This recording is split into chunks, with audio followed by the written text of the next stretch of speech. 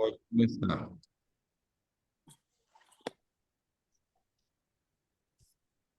Boa noite, meus irmãos, aqueles que estão aqui, também todos que estão em casa, né, online. Queria anunciar aqui inicialmente o empate de 11-11, estamos em 11 aqui, e 11 em cada. Aliás, estão ganhando, né, porque dos 11 online tem o seu computador e o meu, então nós estamos ganhando de 11-9 aí, de quem ficou em casa, isso é muito bom.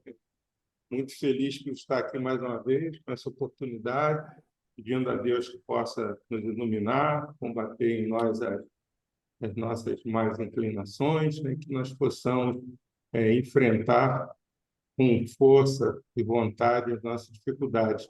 Lembrando lá da música da Elisa, que o momento é já, começa agora. Muita coisa para consertar. E sabemos que todos nós temos nele, principalmente eu, muita coisa para consertar. Ainda somos, quando a gente fala assim, é muito comum essa terminologia que a pessoa fala assim, nós somos um ser em construção. Eu falo, não, eu sou um ser em reparação. Então, navio que está no estaleiro reparando. Então, nós vamos abordar hoje, pessoal, esse tema aqui, És de Deus, Espiritismo versus Inteligência Artificial, onde o És de Deus eu vou fazer uma proposição com o ESG, que é o estudo sistemático do Espiritismo, tá? E o És de Deus é uma música que foi construída em cima dos 40 anos do ESG, que vão ser considerados agora no mês de novembro, e foi um mosaico de uma música feita por todas as federativas do Espírito Santo. Nós vamos passar aqui mais tarde, sem problema de direitos autorais, daí porque a gente conhece o autor, né? Eu estive lá no Paraná com eles e acho que não vamos ter problema com isso. Mas queríamos também abordar do ponto de vista da inteligência artificial, que é muito interessante, porque como a gente vai falar aqui bastante sobre estudo, e a gente sabe que hoje está muito comum no estudo a questão de se ir direto para a internet, para fazer as pesquisas, né? Então, queria falar um pouquinho de prós e contras disso. Lembrando, a gente falando em estudo, em educação, eu queria lembrar aqui dois momentos do Kardec. No primeiro momento, ainda antes da elaboração da obra básica, ainda como Leon Hippolyte Denisard Rivel, a gente sabe que ele era muito ligado à educação e escreveu alguns livros nessa área. Então, um dos trabalhos que Kardec fez se chamava Proposta para a Educação Pública Básica. Fez isso em Paris, e lá é muito interessante porque ele enfatizava a questão da importância do educador, do professor, né? Então, com Balida, se você vê aquele texto que foi por volta de 1850, ele já relevava muito a função do educador, ele até chamava naquela época do tutor, né? Porque eram muitos educadores privados, particulares. Ele falava que os pais deixavam os filhos, né, com aquele tutor, mas não dava a devida valorização, porque ele dizia assim, ele já deixa com o tutor porque ele não dá conta de educar. Parece muito com os dias de hoje, né? Ele falava, mas ele deixava que os filhos maltratassem esse tutor e não valorizava da forma que deveria valorizar, né, para a importância da função de educar. Então, eu queria lembrar isso e queria lembrar um segundo momento também, quando ele fala da educação lá numa questão do Livro dos Espíritos, quando ele perguntava dos espíritos da forma de extinguir o egoísmo da Terra, né?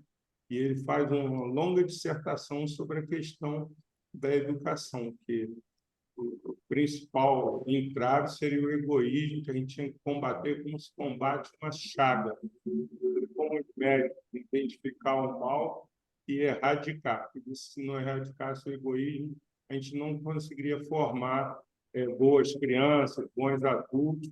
E ele fala numa educação de caracteres, não só naquela educação que a gente chama de instrução, mas a educação para formar homens de bem. Então, feito isso aí, eu vou entrar aqui propriamente no meu tema, que é bem interessante.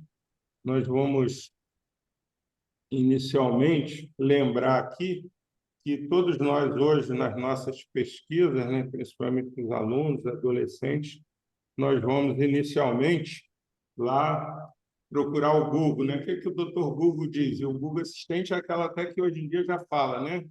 Google, diga aí onde eu estou. Então, tem vários. Na Amazon tem a Alexa, né? Que é aquela secretária da Amazon. Todo mundo pergunta, Alexa, diz isso, diz aquilo. Na Apple tem a Siri, que é uma secretária também. Quem tem iPhone sabe. Siri vem lá e te responde de voz. Aqui, menos conhecida, nem todo mundo usa, mas tem a Microsoft, também tem uma secretária falante, que é a Cortana. Ela, às vezes, entra no Windows automaticamente, se ativa, desativa, mas todo mundo tem uma inteligência assim. O Google Lens é um tipo de inteligência artificial específico para imagens. Então, quando você pega qualquer imagem da internet e se colocar no Google Lens, você consegue identificar aonde está a origem daquela imagem, de onde ela veio. Por isso, até que andaram pegando muitos fake news por aí, né? Aquele pessoal que faz perfil falso, usa uma imagem, por exemplo, de uma pessoa do exterior. No Google Lens e outros mecanismos mais sofisticados que tem, você identifica, ó, esse perfil, essa imagem saiu, está lá na Europa, há 10 anos atrás, é de uma pessoa. E tentam passar por ela, né? Esse speak text eu descobri assim recentemente, apesar dele não ser novo, mas é uma inteligência artificial para texto que tem em Android, eu acho que tem também no aplicativo da Apple, que é muito bom, que você fala e ele tem uma qualidade muito boa para traduzir em texto aquilo que você fala. Então, quando você tem muita coisa para escrever, eles, inclusive, recomendam isso aqui para professores que estão com o braço cansado, digitar, você vai falando e o texto se forma ali com uma qualidade muito boa. E, mais recentemente, temos esses dois aqui que são os coqueluches do momento aí, que é o ChatGPT, que é de uma empresa chamada OpenAI, né? Deve ser Artificial Intelligence, isso daqui, e tem o Bard, que é também a inteligência artificial do Google. Quer dizer, aquilo que se fazia, procurava no Google, hoje se procura aqui também, mas aí, nessas inteligências artificiais, elas melhoraram muito, vamos dizer, a qualidade e o aprofundamento, mas elas não são tudo, não. Eu tirei desse fórum aqui, desse canal Ciência Espírita, só essa passagem aqui de uma palestrante lá da Bahia, esqueci o nome dela, mas diz o seguinte: a essência humana é, ao mesmo tempo, complexa e profunda. Toda ciência visa explicar e esquadrinhar um objeto ou fenômeno a partir da inteligência do observador.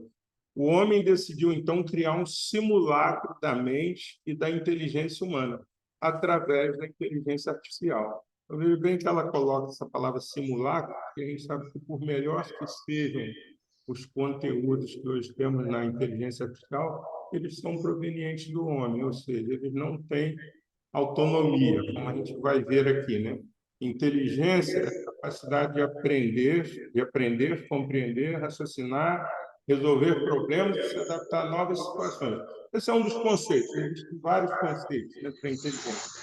A inteligência artificial é o ramo da computação que estuda o desenvolvimento de sistemas computacionais com base no conhecimento sobre a inteligência humana. Então, sempre a inteligência humana vem na base, né? E, enquanto ciência, a inteligência artificial busca otimizar os conhecimentos humanos com finalidade útil e produtividade em alta escala, né?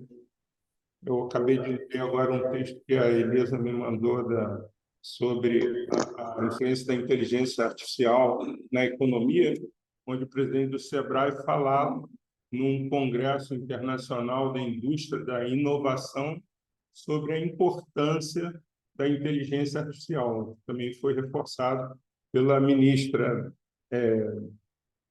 da Ciência e Tecnologia. Então, enquanto a inteligência artificial faz isso, que é construir máquinas que sejam tão eficazes, né, botar uma interrogação contra os seres humanos, a inteligência humana tem autonomia, característica que nunca será alcançada por um robô, pois está nos mecanismos racionais e emocionais. Então, a inteligência está nos algoritmos ou na arquitetura dos estados mentais? Aí a pergunta que se faz, né? Porque, às vezes, quando a pessoa deixa se influenciar muito por isso, ela acha que o algoritmo vai resolver tudo. O algoritmo é aquele que faz, né, quando você procura comprar uma bolsa para viagem, e agora toda vez que você entra no computador, no celular, ele te mostra uma propagandinha de bolsa de viagem. Esse é o algoritmo do seu endereço IP, que ele foi capturado e por isso que eles ficam te oferecendo aquilo tudo. Opa, que fugi aqui do meu texto.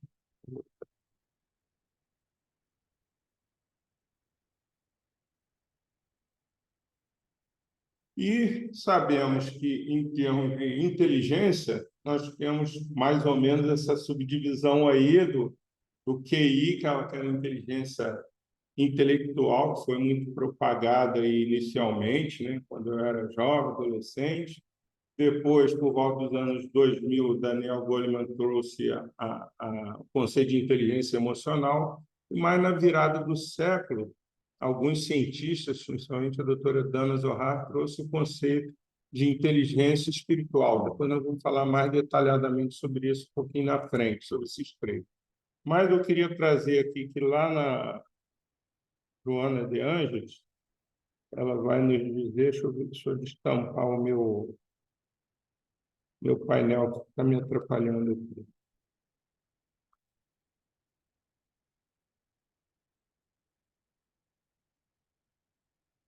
Joana de Ângeles vem nos trazer isso aqui, que dúvida nenhuma, porém, existe que a inteligência se exterioriza através das redes neurais estimuladas pelas ondas do pensamento, processos iniciais, se encarregam de exteriorizar a sua potencialidade. Daí, me ajuda aqui, eu quero tirar esse painel aqui da minha frente, não estou conseguindo.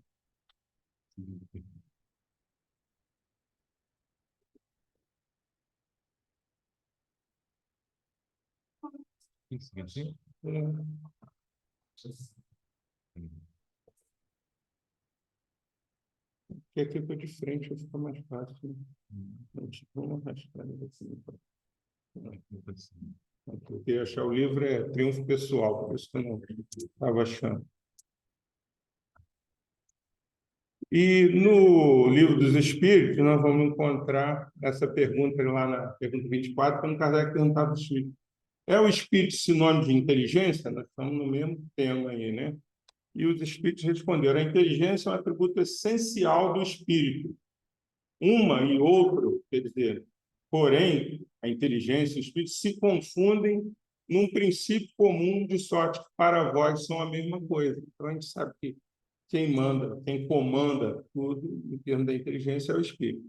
E ainda nessa outra questão 76, ele perguntaria: que definição se pode dar dos espíritos? E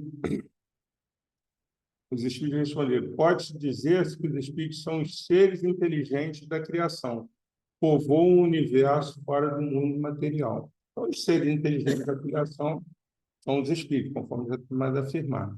Aí eu queria voltar um pouquinho rapidamente na inteligência artificial para falar sobre essas duas lógicas aqui, né? Que a primeira lógica usada já há muitos anos na internet, nessa área de lógica aí, é essa lógica booleana, do George Boole, que foi um matemático aí do início do século, que resumiu essa questão de lógica em 0 ou 1. Então, tudo as questões eram 0 ou 1 para sim ou não. Então, essas questões eram tratadas de forma assim, muito objetiva.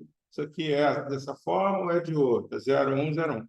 Na inteligência artificial, se usa hoje uma coisa chamada lógica difusa, ou fuse, que eles falam, lógica difusa, que é a forma de lógica multivalorada na qual os valores verdade das variáveis pode ser qualquer número real de 0 a 1. Então, ao invés de você ter só 0 a 1, você tem 0,2, 0,5, 0,75, 0,6. E essas possibilidades de aproximação fizeram com que a inteligência artificial hoje seja assim, uma coisa bem melhor do que era 5 anos atrás. Começou a aproximar-se muito, né, daquelas condições de responder a pergunta com mais probabilidade de acerto, de se aproximar da resposta correta. Não esquecendo que sempre isso daqui é máquina, né? Ainda no Livro dos Espíritos, o Kardec perguntaria lá na questão sobre o livre-arbítrio: tem um homem o livre-arbítrio dos seus atos? E os Espíritos responderam assim: pois que sem a liberdade de pensar, pois que tem a liberdade de pensar, tem igualmente a de obrar. Sem o livre-arbítrio, o homem seria a máquina. Então, estou trazendo isso aqui porque quando a gente fala em inteligência artificial, a gente fala muito em máquina, e é exatamente o que ela não tem. Ela não tem livre-arbítrio. Diz que o homem sem o livre-arbítrio ele seria uma máquina, que vai para um lado ou vai para o outro. E aí eu queria trazer aqui uma palavra que era nova para mim, porque eu não conhecia até ler essa matéria, que é a senciência. Senciência é a capacidade de expressar os sentidos e pensamentos. É, e sentimentos e pensamentos, que é uma capacidade autônoma. Eu fiz essa perguntinha aqui lá para o Bard, lá, inteligência artificial, porque a primeira dúvida que eu fiquei é como que se escrevia isso. Eu falei assim, a palavra correta é senciente, com C ou senciente com S? Aí ele me respondeu, a palavra correta é senciente, porque com C. A palavra senciente com S não existe no dicionário da língua portuguesa. Está vendo? Isso aqui foi uma resposta da inteligência artificial do Google lá. A palavra senciente vem do latim sentire, que significa sentir. Ela é usada para designar algo ou alguém que é capaz de sentir ou perceber sensações. Por exemplo, podemos dizer que um ser humano é senciente, pois ele é capaz de sentir emoções, sentir dores, experimentar o mundo ao seu redor através de seus sentidos. Então, por que eu trouxe essa definição aqui para clarear uma questão que eu vou trazer para vocês? Porque esse cidadão aqui, Blake Lemoine, não sei se se pronuncia assim, que é um engenheiro de software da Google, né? Ele foi demitido da Google no ano de 2021 ou 2022, me parece, porque ele saiu afirmando em redes sociais com outros amigos engenheiros, ele estava pesquisando profundamente, né, esse software que é o que faz o Bard funcionar, que é o Lambda, modelo de linguagem para aplicações de diálogos, e ele disse, em dado momento, está no canal do YouTube, que a Lambda tinha senciência. Ele começou a conversar com essa inteligência artificial e foi perguntando várias coisas na matéria, tem isso. Mas você é capaz de ficar triste, ficar alegre? Então, ele foi levando a conversa toda dele por um ponto assim, bem subjetivo, por um aspecto subjetivo, e tudo, a máquina estava respondendo para ele, não, eu fico triste, e aí ele se empolgou e falou que a máquina tinha senciência, que essa inteligência tinha atingido um estágio de ser senciente, que ela podia sentir emoção, sentimento, e a Google foi lá, desfez tudo, demitiu o sujeito e disse, não, não tem, é uma máquina, por melhor que seja, não tem senciência. Então, esse Blake foi demitido por causa disso aí. Mais uma vez, nós vamos trazer aqui Joana de Ângeles no Triunfo Pessoal, quando vai falar da inteligência. Ela diz aqui, ó, o pensamento é um atributo exclusivo do homem, do ser humano. As máquinas não pensam, mas repetem processamentos de dados já elaborados anteriormente pelo homem, que é o que a gente sabe que acontece mesmo. Ela repete aquilo tudo que foi armazenado, né, de uma forma hoje, vamos dizer, mais pormenorizada, mas não deixa de estar repetindo aquilo que o homem colocou lá na máquina. O pensamento é a energia que pode conduzir à sublimação ou ao desespero, conforme os conteúdos psíquicos de que se revista. Nesse capítulo do Ser Pensante, ela fala, né, da inteligência, dos sentimentos e da vontade. A gente não vai entrar em detalhes aqui, mas a gente sabe que esses são os conteúdos psíquicos que envolvem inteligência, raciocinar, envolve os sentimentos, sentir também a vontade. E ainda numa outra definição que está nesse livro da doutora Dana Zohar, que eu pesquisei, diz assim, que a inteligência é a capacidade de sintonizar o pensamento com novas exigências ou com a capacidade geral do espírito de adaptar-se a novas tarefas e condições de vida. É de um cientista chamado W. Stern. Daí eu vou repetir aquilo que eu trouxe, que anteriormente, no século XX, né, Binet e Simon nos trouxeram esse conceito de QI, de inteligência, né, quociente de inteligência, que durante muito tempo, eu me lembro na minha juventude, se usava isso muito como os famosos testes de QI, e também nas empresas criou-se uma brincadeira de dizer que o QI da pessoa era alto, para dizer assim, quem indicou, né? Então, o QI era muito alto. Quem indicou o camarada? Aí indicou para um cargo lá público, geralmente, tá, que o QI era muito alto. Nos anos 90, Daniel Goleman, um psicólogo americano, trouxe esse conceito de quociente emocional, que é a inteligência emocional, que durante muito tempo ela influenciou também o pensamento científico, porque se concluiu que não bastava você ter um QI altíssimo, não bastava ser inteligentíssimo. Eu me lembro que, por volta dos anos 2000, eu vi uma pesquisa sobre empresários bem-sucedidos, aí quando perguntava para ele qual a principal característica que ele achava que um sucessor teria que ter para levar os negócios dele adiante, e ele dizia que era ouvir e entender as pessoas. Então, foi nesse momento que a inteligência emocional passou a ser tão ou mais importante do que o quociente de inteligência intelectual, porque não bastava você colocar uma pessoa altamente qualificada do ponto de vista intelectual numa função que ele não conseguisse se relacionar.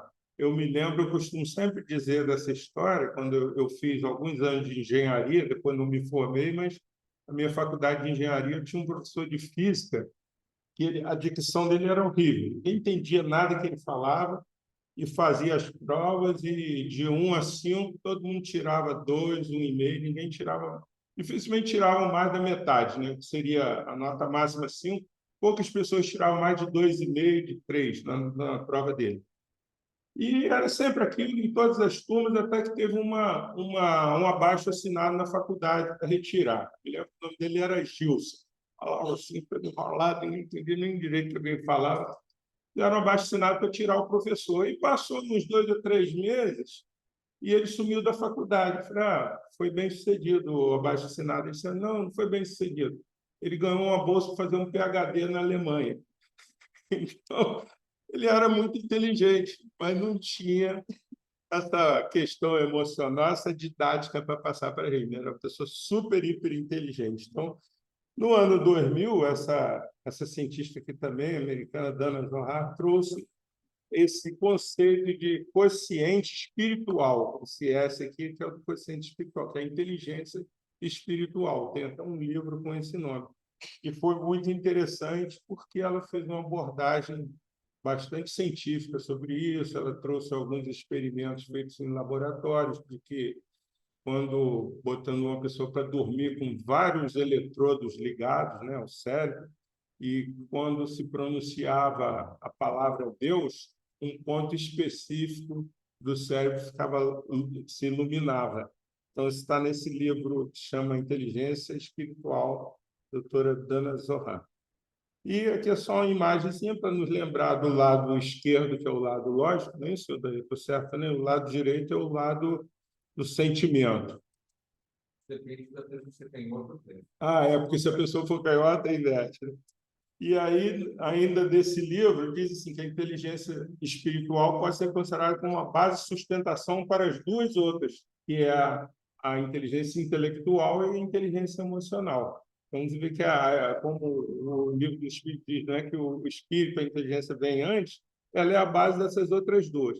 E esse Dr. Howard Gardner trouxe novos conceitos também, que foi um conceito de inteligências múltiplas, que é a inteligência lógica, matemática, linguística, interpessoal, intrapessoal, corporal, sinestésica, inteligência musical, espacial e naturalista. Tudo nesse livro aqui, Triunfo Pessoal, de João Diante, que faz parte daquela série que a gente estuda lá, na série psicológica. E aí eu vou trazer mais um exemplozinho do barco aqui, para ver que nem tudo são flores, aquilo que a gente fala, né? Que a inteligência é boa, mas vamos devagar. É igual o Google. O Google falou, vi no Google. Então, veja bem aqui que coisa mais assim, interessante. Um jovem que tivesse com 18 anos chegando na casa espírita pela primeira vez, vou ver o que o Google, o Bard, me fala.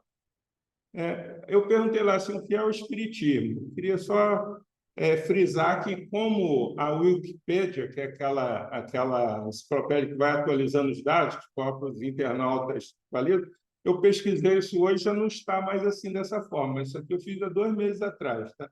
Então, eles vão melhorando. Mas olha só como é que estava isso aqui. O que é o Espiritismo? O Espiritismo é uma doutrina religiosa, filosófica, que se baseia na comunicação com os espíritos mortos. Ela foi fundada pelo francês Hippolyte Léon de Rivel, conhecido como Allan Kardec, no século XIX. Os espíritos acreditam na existência de Deus, que é um ser perfeito, benevolente. Eles também acreditam na reencarnação, que é o processo de nascimento sucessivo do espírito, em diferentes estados, parará, pandurá. Aí, eu trouxe essa mesma lâmina aqui para a gente analisar esses detalhes aqui. Olha só, ele fala assim: é uma doutrina que se baseia na comunicação com os espíritos mortos. Só com os espíritos mortos? Nós sabemos que não. A comunicação dos espíritos, pode ser dos vivos. Você pode estar dormindo aqui e, no desdobramento, seu espírito se comunicar lá. Então, não é exatamente espírito dos mortos. Comunicação dos espíritos. Isso daqui já tem uma falha aqui da inteligência artificial. Depois ela fala que foi fundada pelo Allan Kardec. Quando você faz para qualquer espírita que estudou um pouquinho, ele se ofende, porque o Kardec fala lá que ele não fundou nada. O espiritismo, diferente de outras religiões, ele não tem dono. É dos espíritos. Quem trouxe a doutrina foram os espíritos. Se não fosse Kardec, poderia ser outro intermediário, mas ele não inventou nada. Trouxe, codificou e organizou, né? Como fala ali. Aí a alusão está usada até meio pejorativo, assim, conhecido como Allan Kardec, como se fosse um apelido, né? Depois nós vamos ver por que é conhecido como Allan Kardec.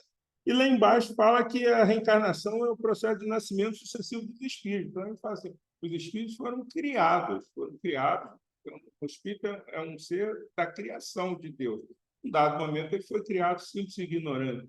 E o nascimento é o nascimento do corpo, o espírito reencarna. Então, não existe um nascimento do espírito. Ah, quando está nascendo, nasceu um espírito. Não nasceu um espírito, nasceu um ser ali biológico, mas o espírito já existia. Então, não tem nascimento de espírito. Então, se vocês fizerem essa pergunta hoje lá para o Bart, vão ver que ele já dá uma resposta melhorzinha do que essa aqui. Mas essa aqui é o que eu digo que não é porque a inteligência artificial que é tão bom assim. Eu sugeriria a alguém que me perguntasse o que é o Espiritismo. Vai lá e lê esse livrinho aqui, ó, que é o Espiritismo. Kardec se deu o trabalho de publicar esse livro. Tem aqui, né, o índice, mas eu vou destacar só esses 3 tópicos. Tem no capítulo 1 lá, né, são 3 diálogos, com o crítico, o cético e o padre. São pessoas com as quais o Kardec dialogou e que fizeram todo tipo de pergunta que pudesse contradizer ou questionar algum ponto do Espiritismo. Se você pegar esse livro, qualquer coisa que te perguntem hoje sobre o Espiritismo que você não conseguir responder, você pega o que é o Espiritismo, você vai ver que nessa série de perguntas, não me lembro exatamente quantas, mas é bastante coisa nesse diálogo, tentaram colocar o Kardec assim, contra a parede.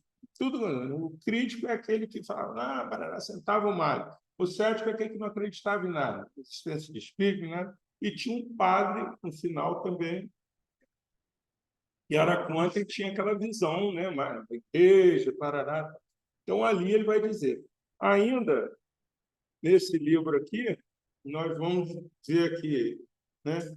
Lá no início, em 1856, que era o Denis Arrevel lá, frequentou as reuniões que realizava lá nessa rua de Quetone, na casa do senhor Stein, com a Madame Jaffé, Mademoiselle Jaffé, sonâmbula, que obtinha como médium comunicações muito interessantes. Então, a médium lá, isso ainda era antes, me parece, do Livro dos Espíritos. E numa dessas, o Kardec perguntou, meu espírito familiar, quem quer que sejais, agradeço-vos ter vindo visitar-me. Quereis ter a bondade de dizer-me quem sois? Olha aqui que interessante. Ele falou assim, para ti chamar-me-ei a verdade, e todos os meses, durante 1/4 de hora, estarei aqui à tua disposição. Daqui a gente vê aquelas várias mensagens lá no Evangelho, dando espírito de verdade, espírito de verdade. E, segundo consta, ele ficou muito mais do que 1/4 de hora né, durante o dia. Ele acompanhou o Kardec durante toda a codificação, ajudou muito. Tanto é que eu trouxe só para lembrar, né? Lá no Evangelho, no capítulo 6, tem essa mensagem aqui dele, Advento do Espírito de Verdade, né? O capítulo 6 se chama o Cristo Consolador, é quando ele vem falar sobre as mensagens, né? Para consolar todo mundo. Tem esses itens 5, 6, 7, 8, é tudo desse capítulo. O capítulo 20, os obreiros do Senhor, também tem outra mensagem do Espírito de Verdade. Os obreiros do Senhor, acho que é quando fala verdadeiros espíritos, eu esqueci o nome do capítulo lá. E ainda nesse espírito, né, numa determinada noite, o seu espírito protetor, ele deu lá um nome, né, que ele não quis divulgar, Z, genérico, deu-lhe por um médium uma comunicação toda pessoal, na qual lhe dizia, entre outras coisas, tê-lo conhecido uma precedente existência, quando, ao tempo dos druidas, viviam junto nas Gálias. Eles chamavam, então, Allan Kardec, por isso não é conhecido como Allan Kardec, não é casual isso. E como a amizade desse espírito com ele era muito grande, só se fazia aumentar, esse espírito prometeu secundá-lo na tarefa muito importante a que ele era chamado, e que facilmente levaria a termo esse espírito aí do Kardec. E disse que, a partir dali, ele passou a usar esse pseudônimo, né, para separar daquele Leão Hippolyte de Nizar Revel, que era conhecido lá na França. Aqui, só mais uma coisa para simplificar, que era sobre o exame das comunicações que ele recebia. Ele, quando tomou conhecimento do Espiritismo, já alguns grupos estudavam, tinham várias comunicações que deram para ele um calhamaço, e para ele analisar, porque ele questionava também, né, a veracidade daquilo tudo, e pediram para ele dar uma olhadinha. Aí, vê se isso aí está lógico. Ele diz o seguinte: ó, não me contentei com essa verificação, ele olhar. Diz ainda que os espíritos recomendaram para ele. Ele fala assim: foi assim que mais de 10 médicos prestaram seu concurso a esse trabalho.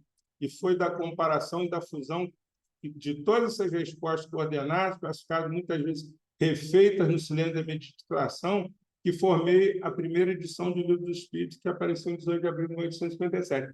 Então, eu sempre lembro disso quando a gente fala em mediunidade nas casas espíritas, né? Que ele não quis, assim, eu vou ver se isso aqui está certo, está errado, vou perguntar para um espírito se está. Não. Ele usou 10 médiuns, que era o princípio dele usar muitos médiuns, para ver se as respostas eram equivalentes, né? Então, daí ele tinha mais um nível de certeza. Dito isso, agora eu quero falar rapidamente sobre o Oeste. Eu ia até trazer esse livro, esqueci, que eu comprei agora recentemente, depois adquiri um lá no Encontro Nacional no Paraná, da área de estudos, que foi autografado pela Túlia, que é a Túlia, Maria Túlia Bertoni, foi uma das assessoras da Cecília Rocha. Se alguém precisar, eu posso emprestar esse livro aqui. É muito interessante de ler para quem estuda espiritismo.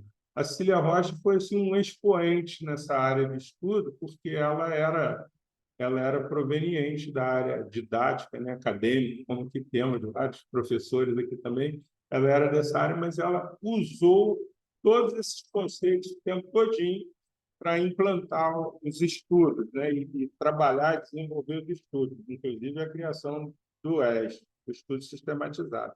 Daí começa essa história assim, ó, em 76, lá numa reunião na Federação Espírita do Rio Grande do Sul, eles receberam uma mensagem desse espírito Ângelo Agarró, que tinha sido um ex-presidente da Federação Espírita. Olha só, em 76, ele disse assim, ó, em abril de 76, uma mensagem na Federação sob o título Integridade Doutrinária, convocava o responsável pelo movimento espírita para uma ampla tarefa de divulgação das obras básicas da doutrina, promovendo um estudo sistemático delas, olha só, com chamada de atenção para os aspectos que estão colocados à margem, com graves prejuízos para a simulação correta dos princípios básicos do espiritismo de sua missão. Ou seja, já havia muita distorção sobre o que é ou não é o espiritismo, e ele fez isso. Aí, logo no ano seguinte, em 1977, ele mandou uma outra mensagem lá que foi recebida, inclusive, pela Cecília mesmo. Ela era médium também, né? E nesta mensagem ele foi mais específico, dizendo, ó, recomendamos, portanto, o estudo de um plano amplo no sentido de esclarecer os mais responsáveis pela dinamização do movimento espírita, da importância do estudo, da interpretação e da vivência do espiritismo. Aí, olha o que ele fala aqui. Estamos sendo alertados do plano mais alto, ou seja, ele estava no plano espiritual, mas tinha muitos outros mais elevados que ele, sobre esse aspecto do nosso movimento, pois dizem nossos superiores, se não nos fizermos vigilantes nesse sentido, em pouco tempo, o movimento espírita, embora conservando o nome, nada terá de espiritismo. Reiterando despretensiosas sugestões, recomendaria uma grande campanha para usar a nomenclatura moderna em torno da importância do estudo das obras básicas da doutrina espírita. Olha a recomendação desse espírito Anjo Clarou, né? Aí, em 78, a FERGS, a Federação Espírita do Rio Grande do Sul, lançou essa campanha de estudo da doutrina espírita, foi lançada lá na Federação, e em 1983, 27 de novembro, vamos fazer 40 anos agora, né? A FEB lança, em reunião do Conselho Federativo Nacional, a campanha de estudo sistematizado da doutrina espírita, abrangendo todo o país. No mesmo ano, em apoio a esta campanha, lança as apostilas do estudo sistematizado da doutrina espírita. O estudo sistematizado, para quem não teve talvez contato com ele, acho que a maioria que teve, são umas apostilas que falam de espiritismo, abordando todas as obras. Então, você pega quem não conhece nada, se não mergulhou e não leu, ele aborda o Livro dos Espíritos em um ponto, aborda o Evangelho em outro, a Gênesis em outro. Nós não temos aqui, mas sempre a oportunidade da gente instituir um estudo sistematizado, porque ele vai, sim, dar uma visão geral, né, para quem está chegando na casa espírita. E essa daqui é um logo, marca lá dos 40 anos do ESA, lançado pela FEB, né? Em 27 de novembro, daqui a 2 meses, basicamente, no final do mês de novembro, vamos fazer 40 anos, que é o lançamento da campanha do estudo sistematizado durante a reunião desse Conselho do CFN, lá que eu falei, em Brasília. E aí, nós vamos trazer aqui mais... Daí eu queria que você pegasse, por favor, uma caixinha minha que está aí dentro, que eu esqueci de pegar de som, que eu vou botar aqui, eu esqueci. Logo depois disso, tem também a criação da Área Nacional de Estudos, que é uma coisa mais recente, porque até então você tinha praticamente o ESP, que concentrava os estudos, né? Mas dentro das casas espíritas não havia uma área de estudo, assim como tem a área da evangelização, a área da infância e juventude, da mediunidade. Aí foi criada a área também de estudo. Essa área, não precisa, não, só isso aqui. É uma área bem recente que foi criada para, vamos dizer assim, incentivar, organizar todos os tipos de estudo. Eu tenho acompanhado essas discussões lá na AEE Nacional, que eu faço parte lá, e a única coisa que ainda tem uma pendência muito grande em nível nacional, na FEB, são os estudos, tem uma peleuma lá na diretoria. São os estudos da mediunidade, porque o pessoal da mediunidade acha que o estudo da mediunidade é um estudo diferente, não é um estudo da área de estudo. Então, o que tem que ser feito por área mediúnica. E o Carlos Campetti falou isso numa reunião bem recente. Não, estudo é estudo. Então, se você tem área de estudo, você vai fazer estudo de evangelização, estudo de mediunidade, estudo de doutrinária, estudo das áreas lá de assistência social, de todas as áreas. Áreas de estudo é área de estudo. Então, não tem um expoente, porque senão você não precisa nem ter área de estudo, não faz sentido, né? Mas teve essa área, teve vários encontros do ES, que eu fui trazendo aqui, ó, que eram todos os coordenadores de ES, e a partir de 2014 foi criada uma área de estudo na FEB e nas federativas estaduais, todas elas criaram, e os centros, alguns criaram. Eu acho que isso geralmente é criado em centros maiores, centros que tem 40, 50 trabalhadores, aí você tem essas áreas. Não necessariamente precisa ter, porque um exemplo nosso que nós temos estudos sem ter área de estudo, mas nós temos estudo. O estudo é mais importante do que a área, né? Então, aí teve em 2015 o primeiro encontro nacional da EE, que juntou todas as áreas de estudos do país, e agora em 2023 teve esse intervalo de pandemia, teve o segundo encontro, que é esse que eu participei lá em Curitiba, segundo encontro nacional das áreas de estudo. Agora passou a ser a AE, porque ele era ES quando tudo assim de estudo só se chamava ESG. A área de estudo ela dá uma ampliada assim, vamos dizer, no objetivo dos estudos e vamos dizer assim, na formalização disso. Então, vocês vão ver depois que eu vou mostrar aqui os vários tipos de estudo, né? Então, nos anos de 2012 e 13, discutiu-se essa ideia da criação da área de estudo e ela foi criada lá também pelo CFN em 2014. Acho que foi só isso aqui mesmo.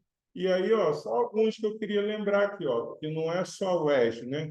Tem essa campanha Começa pelo Começo, foi objeto de uma oficina lá no encontro que eu fui, que é você ir lá na base, né? Você não chegou no centro espírita, a maioria das pessoas vem assim deslumbradas, querem começar pela mediunidade.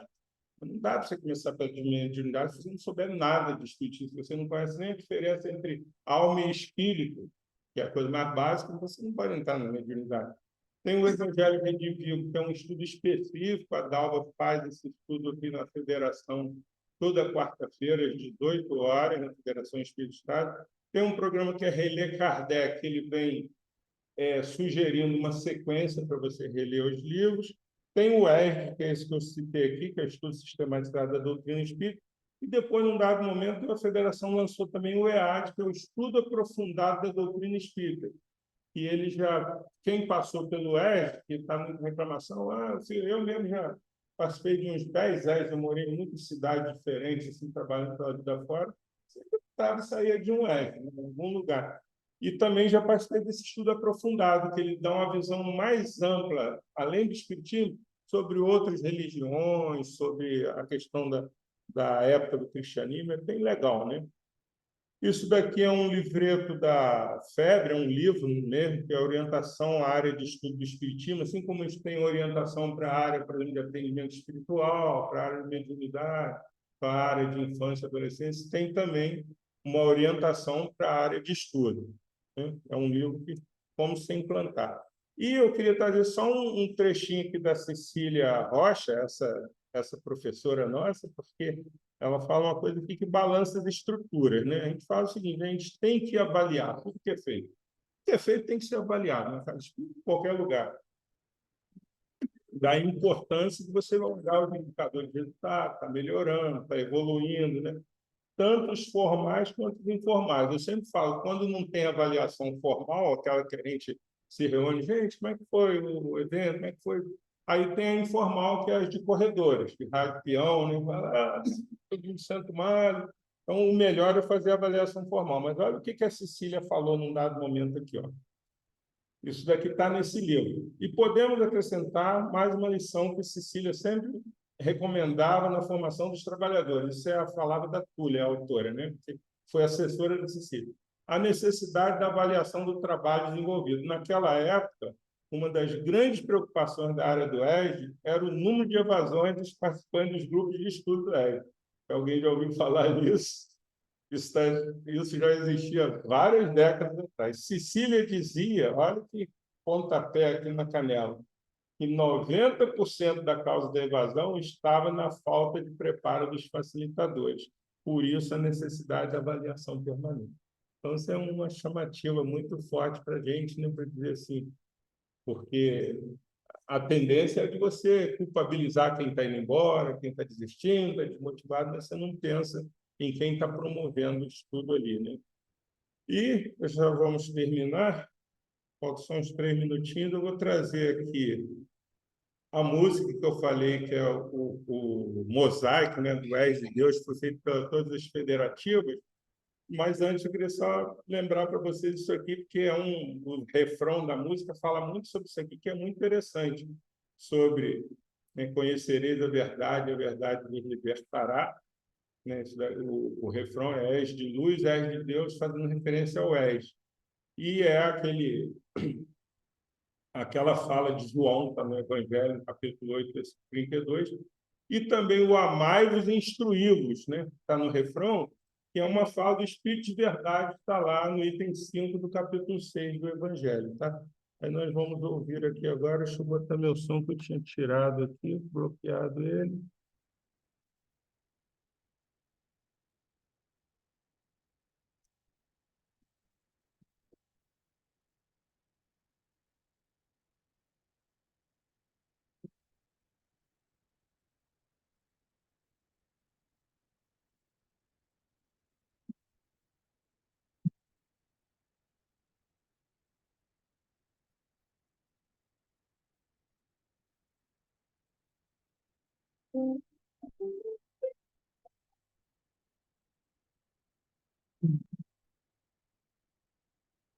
Qual farol assim esclareceu,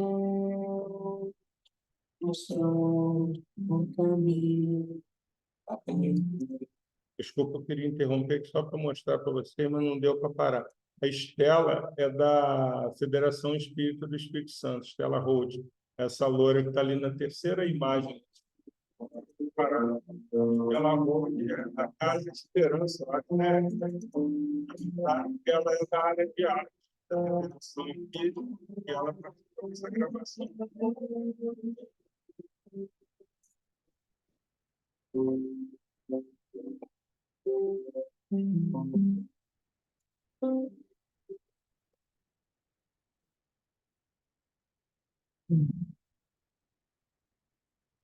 Qual farol assim esclareceu, mostrou um caminho.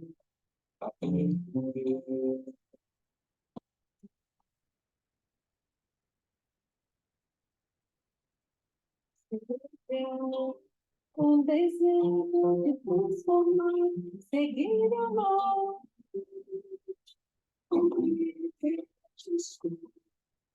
É toda a vida. Abre as portas do coração.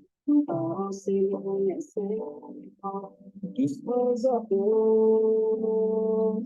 É nova, transforma e faz renascer.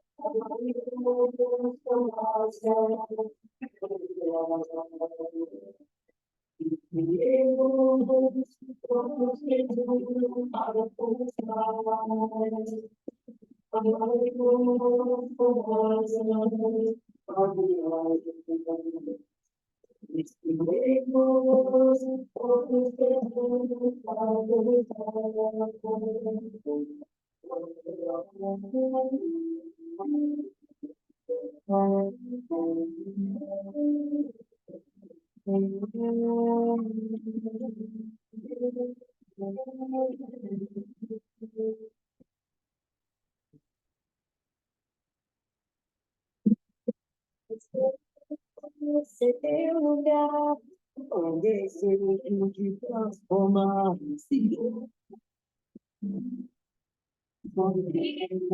As histórias para toda a vida.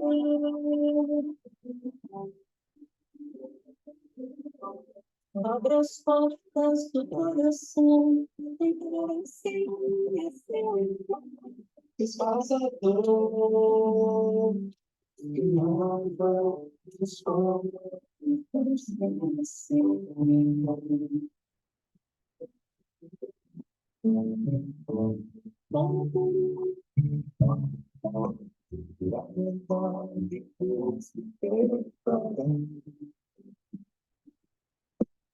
És de Deus,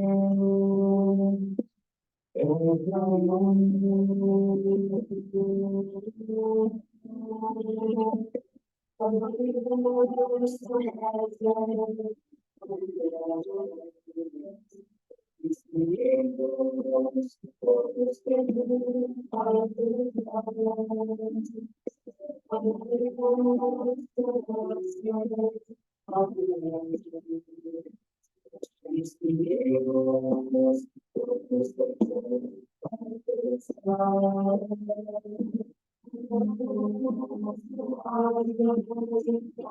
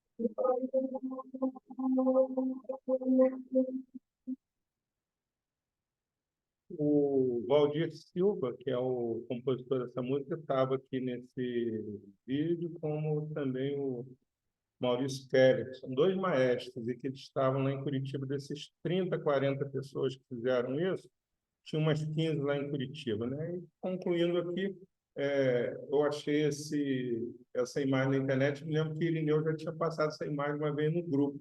O trabalho mais difícil e importante é transformar-se a si próprio com sabedoria, né? Então, a partir do conhecimento que acho que a gente tem, estudando, que a gente consegue, né, com as lições de Jesus, a gente conseguir essa transformação, conforme voltando na música da Elisa, muita coisa para consertar. É a forma que a gente vai conseguir se consertar aí, né? Muito obrigado. Boa noite a todos.